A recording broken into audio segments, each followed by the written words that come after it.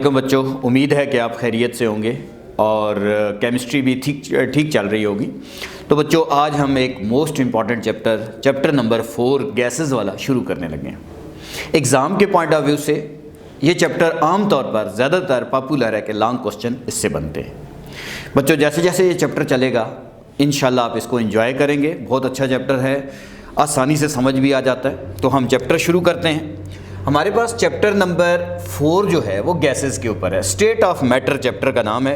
तो बच्चों, अगर मुझसे पूछे कि फंडामेंटल स्टेट ऑफ मैटर कितनी होती है तो वो तो 3 है, लेकिन हमारे पास एक 4th स्टेट ऑफ मैटर है जिसको हम प्लाज्मा भी कहते हैं। तो मैं यहाँ पे लिखने लगा हूँ, there are 4 state of matter.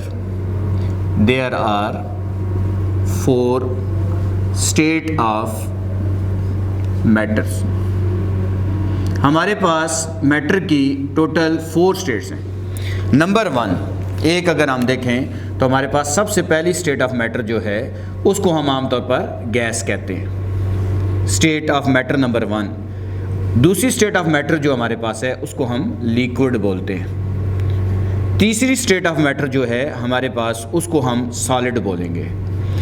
और चौथी जो स्टेट ऑफ मैटर है उसको हम प्लाज्मा स्टेट बोलते हैं। बच्चों, ये फंडामेंटल नहीं है, प्लाज्मा स्टेट है। ये प्लाज्मा स्टेट जिसको हम highly ionised form of gases भी कहते हैं बच्चों, ठीक है। इसको आमतौर पर हम हाईली आयोनाइज्ड फॉर्म ऑफ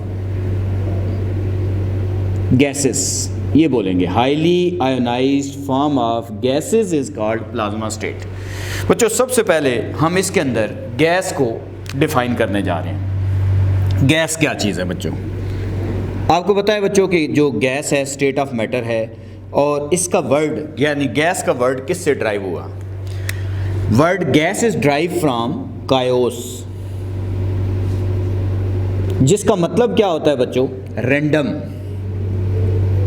जिसका मतलब होता है रैंडम, क्योंकि आपको पता है गैसेस के अंदर जो मूवमेंट्स होती हैं वो रैंडम होती हैं, जिनको हम क्वाइटिक मोशंस भी बोलते हैं। तो इसलिए अगर मैं आपसे कहूँ कि इनको ये नाम क्यों दिया गया, तो आप कहते हैं बेसिकली इनके अंदर जो मूवमेंट्स हैं उन्हें क्वाइटिक मूवमेंट्स कहते हैं, क्वाइटिक मोशंस कहते हैं, जिसका मतलब होता है रैंडम मूवमेंट्स, ठीक है, रैंडम मोशंस, जिसको आप नाम देंगे रैंडम मोशंस, रैंडम मोशन। बच्चों, सबसे पहले हम गैस, ये तो पता चल गया, मल्टीपल चॉइस में पूछ सकता है कि word gas is derived from chaos means, आपको पता है रैंडम, और in gases there are chaotic motions, random motions मौजूद हैं। तो बच्चों, हमारे पास सबसे पहले गैस की डेफिनेशन क्या होगी, इसकी डेफिनेशन करने लगे हैं। State of matter, state of matter ऐसी स्टेट ऑफ मैटर है having indefinite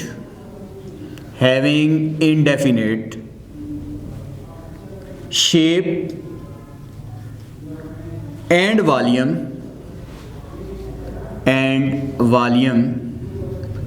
is called gas। ऐसी स्टेट ऑफ मैटर जिसकी कोई ख़ास शक्ल नहीं होती, ना कोई ख़ास वॉल्यूम होता है, उसको हम गैस कहते हैं। आपको पता है जैसा कंटेनर होता है ऐसी शेप हो जाती है।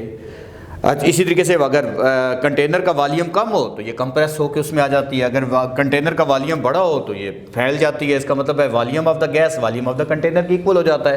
तो इसलिए state of matter having indefinite shape and volume is called gas. बच्चों, चंद प्रॉपर्टीज़ जो मैं गैसेस की आपके सामने डिस्कस करने लगा हूँ। प्रॉपर्टीज़ ऑफ गैसेस में बच्चों, सबसे पहली प्रॉपर्टी जो हमारे पास है, अगर वो हमसे मल्टीपल चॉइस में पूछता है कि इसकी जो शेप होती है वो क्या होती है, तो हम लिखेंगे इनडेफिनेट शेप होती है जी, indefinite shape. They have indefinite shape. ये हमें याद रखना है कि इनकी जो शेप होती है इनडेफिनेट होती है। दे हैव इनडेफिनेट शेप, यानी शेप ये इनकी चेंज होती रहती है। वॉल्यूम ऑफ द कंटेनर, जो हमारे पास शेप ऑफ द गैस होगी वो शेप ऑफ द कंटेनर के मुताबिक होगी। तो इसमें हमें ये पता चला। सेकंड पॉइंट बच्चों, इनडेफिनेट शेप, गैसेस की शेप इनडेफिनेट होती है। Indefinite volume, indefinite volume. Gases का जो वॉल्यूम होता है बच्चों वो भी इनडेफिनेट होता है। इनडेफिनेट का मतलब है चेंज हो जाता है। जितना कंटेनर का वॉल्यूम होगा उतना ही गैस का वॉल्यूम होगा। Volume of the gas is equal to volume of the container, इसलिए इनकी जो वॉल्यूम होता है वो भी इनडेफिनेट होता है। Third point, diffusion. डिफ्यूजन बच्चों आपको पता है डिफ्यूजन क्या होता है? एक गैस के मॉलिक्यूल दूसरी गैस के मॉलिक्यूल के साथ मिक्स हो जाएं, इस प्रोसेस को डिफ्यूजन कहते हैं। इसलिए गैसेस के अंदर जो रेट ऑफ डिफ्यूजन होता है वो ज़्यादा होता है as compare to liquid and solid. They have high rate of diffusion as compare to liquid and solid. तो गैसेस के अंदर हाई रेट ऑफ डिफ्यूजन पाया जाता है। They have high rate of diffusion. चौथा पॉइंट बच्चों, पॉइंट नंबर 4 है हमारे पास अफेक्ट ऑफ टेम्परेचर। ये ऐसे मल्टीपल चॉइस टाइप क्वेश्चंस होते हैं जो बच्चों आपको सिर्फ जस्ट एक दफ़ा गो थ्रू करने हैं। अफेक्ट ऑफ टेम्परेचर, जब गैस के ऊपर टेम्परेचर बढ़ाया जाता है तो आपको पता है गैस एक्सपेंड हो जाती है। एक्सपेंशन भी हम बोलते हैं। When temperature on the gas molecule increases, volume of the gas increases. इसलिए टेम्परेचर के डायरेक्टली प्रोपोर्शनल होता है इनका वॉल्यूम। इसी तरीके से affect of pressure. Affect of pressure, अगर हम प्रेशर इंक्रीज करेंगे, एक्सटर्नल प्रेशर की बात हो रही है बच्चों यहाँ पे, अगर एक्सटर्नल प्रेशर बढ़ाएंगे तो गैस का वॉल्यूम कम हो जाएगा। तो इसको हम कंप्रेशन भी बोलते हैं। ठीक है, जब किसी भी गैस के ऊपर प्रेशर बढ़ाते हैं उसका वॉल्यूम रिड्यूस हो जाता है। This property is called compression. Gases के अंदर कंप्रेशन की एबिलिटी मौजूद है, गैसेस के अंदर एक्सपेंशन की एबिलिटी मौजूद है। क्योंकि टेम्परेचर बढ़ाओगे गैस के मॉलिक्यूल के दरमियान डिस्टेंस बढ़ेगा, जिससे वॉल्यूम बढ़ेगा, उसको एक्सपेंशन बोलोगे। लेकिन बाहर से एक्सटर्नल प्रेशर बढ़ाओगे गैस का वॉल्यूम कम हो जाएगा। This is called compression. तो इसमें आपको पता है कंप्रेसिबिलिटी पाई जाती है। नंबर 6 बच्चों हमारे पास इसमें हमने पॉइंट याद रखना है, इनके अंदर मूवमेंट्स होती हैं बच्चों। उन मूवमेंट्स को मैं एक नाम देने लगा हूँ, ब्राउनियन मूवमेंट्स, ब्राउनियन मोशंस। ये क्या होती हैं? गैस मॉलिक्यूल आपको पता है कि स्ट्रेट ट्रैवल करते हैं, दे travel in a straight line. लेकिन जब ये आपस में टकराते हैं या कंटेनर की वाल के साथ टकराते हैं तो इनकी डायरेक्शन चेंज हो जाती है। ठीक है, gas molecule travel in a straight line. When they collide with each other or they collide with the wall of the container, their direction is changed. Such movements are called Brownian movements. उन motions को Brownian motions बोलते हैं बच्चों। Number 7 property gases के अंदर जो पाई जाती है वो हमारे पास है। इसके अंदर अगर हम देखें तो inter molecular forces.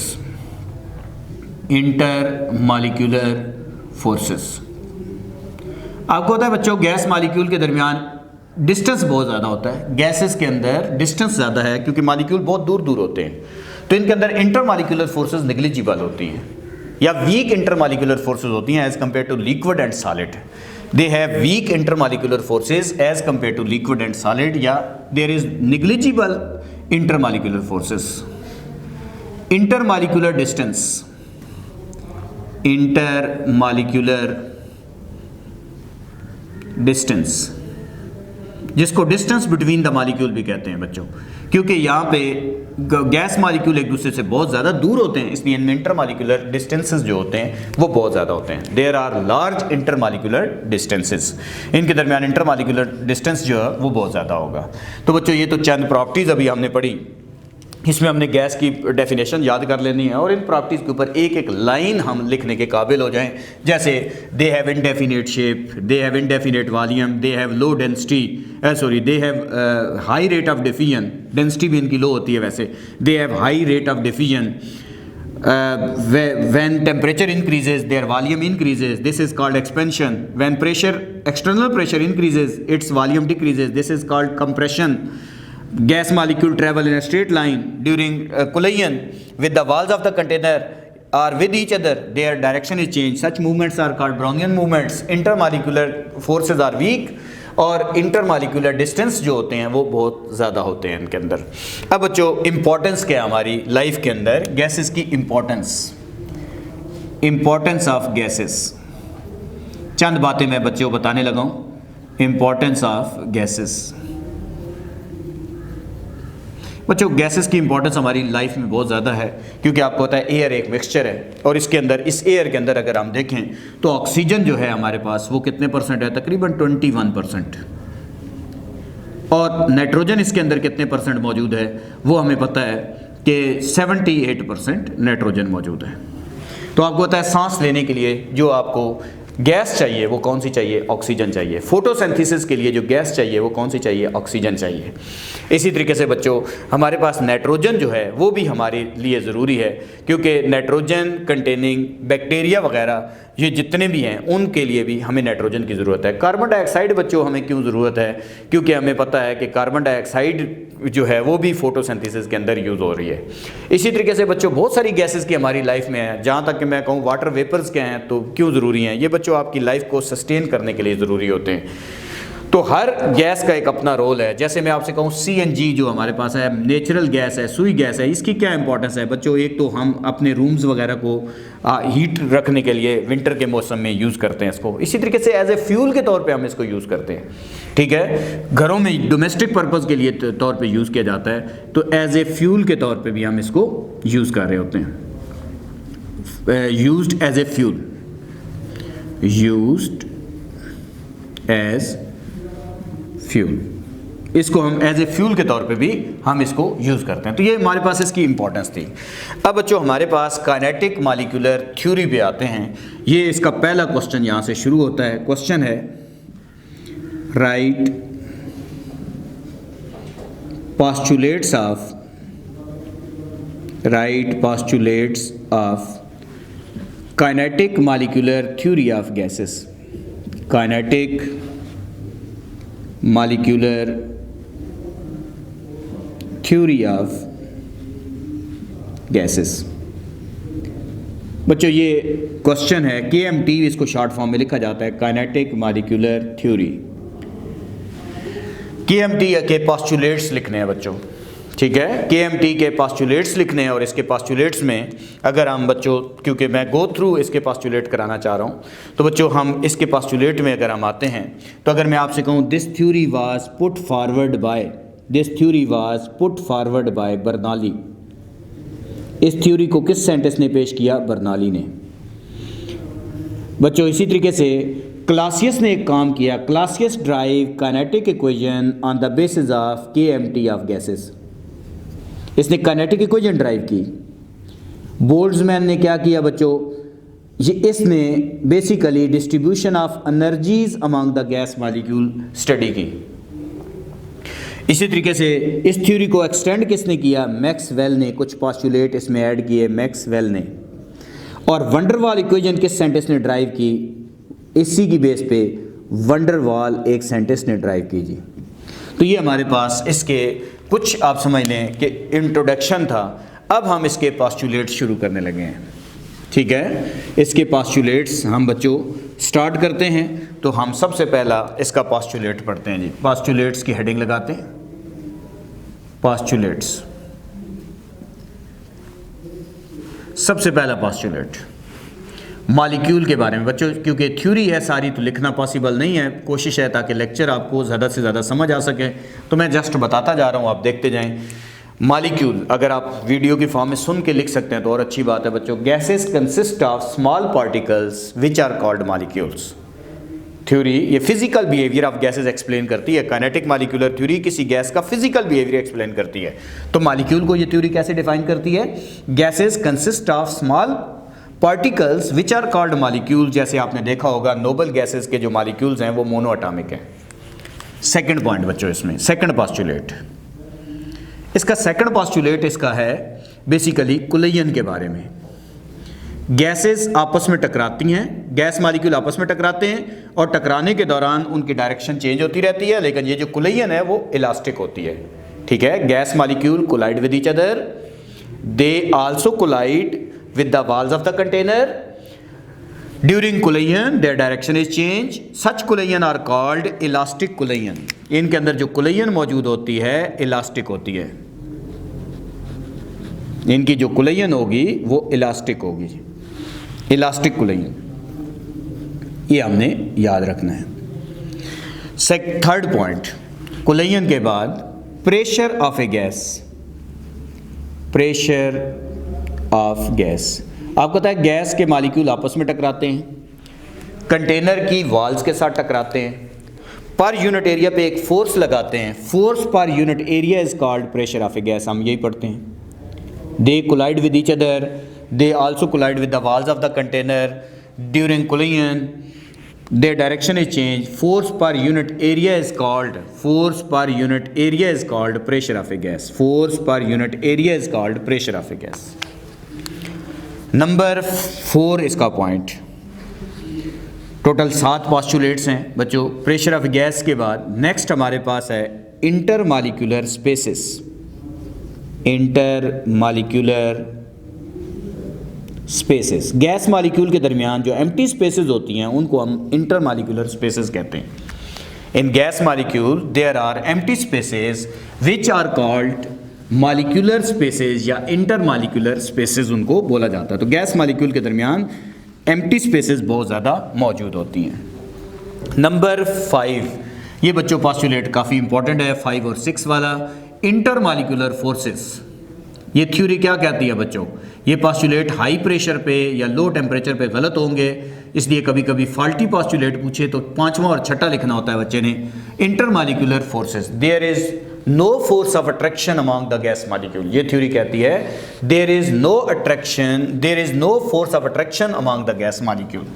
Gas molecule के दरमियान फोर्स ऑफ अट्रैक्शन नहीं होती। यहाँ हमने कमेंट्स नहीं करने कि ये फाल्टू है, फाल्टी पॉस्टुलेट है बच्चों। यहाँ तो जस्ट हमने ये बताना है इंटरमॉलिक्यूलर फोर्सेस निग्लिजिबल होती हैं। एक्चुअल वॉल्यूम ये होता है कि अगर एक टोटल मैं सपोज कर लूँ 10 मॉलिक्यूल हैं, एक कंटेनर में मैक्सिमम उनको कंप्रेस करके जितना करीब लेके जा सकता हूँ उनका जो वॉल्यूम होगा वो एक्चुअल वॉल्यूम होगा। लेकिन हमें पता है कि जितना कंटेनर का वॉल्यूम होता है उतना ही गैस का वॉल्यूम भी होता है। तो इसलिए ये थ्योरी कहती है actual volume of the gas molecule is negligible as compared to total volume of the gas। Actual volume of the gas molecule is negligible as compared to total volume of the gas। किसी भी gas का जो actual volume होता है वो negligible होता है क्योंकि वो बहुत कम होता है as compared to total volume of the container या total volume of the gas। Number 7 point, effect of gravity। effect of gravity, ये बच्चों मैंने आपकी बुक में तो नहीं है, पंजाब टेक्स्ट बुक में इसका ये पॉइंट दिया हुआ है, तो मैं ये मैंने दरमियान में ऐड कर दिया है ताकि आपको चीज़ समझ आ जाए। There is no effect of gravity on the gas molecule. Gas molecule के ऊपर अफेक्ट ऑफ ग्रेविटी नहीं होता। तो फिर कुछ गैस मॉलिक्यूल नीचे की तरफ क्यों होते हैं बच्चों? इसलिए कि हैवी गैसेस का जब उनके ऊपर प्रेशर ऊपर बढ़ता है तो गैसेस नीचे की तरफ आ जाती हैं। अदरवाइज गैस मॉलिक्यूल के ऊपर अफेक्ट ऑफ ग्रेविटी नहीं होता। 8वां पॉइंट है हमारे पास kinetic energy and absolute temperature. Kinetic energy and absolute temperature. आखिरी पॉइंट ये बच्चों, kinetic energy and absolute temperature. हमारे पास जो काइनेटिक एनर्जी होती है वो एब्सोल्यूट टेम्परेचर के डायरेक्टली प्रोपोर्शनल होता है। Kinetic energy is directly proportional to absolute temperature. बच्चों ये एब्सोल्यूट टेम्परेचर क्या होता है? ऐसा टेम्परेचर जो केल्विन स्केल में मेजर किया जाता है। ठीक है, तो ये हमारे पास कुछ पॉस्टुलेट्स थे बच्चों। कोशिश तो थी कि मैं इसको लिखता भी, लेकिन अगर लिखता तो वीडियो बहुत बड़ी बन जाती है। तो कोशिश होती है बच्चों कि आपको ये थ्योरेटिकल टॉपिक यहाँ पे समझा दिए जाएं इजी वर्डिंग के अंदर। तो उम्मीद है कि आज का लेक्चर आपको अच्छा समझ आया होगा। Thank you very much.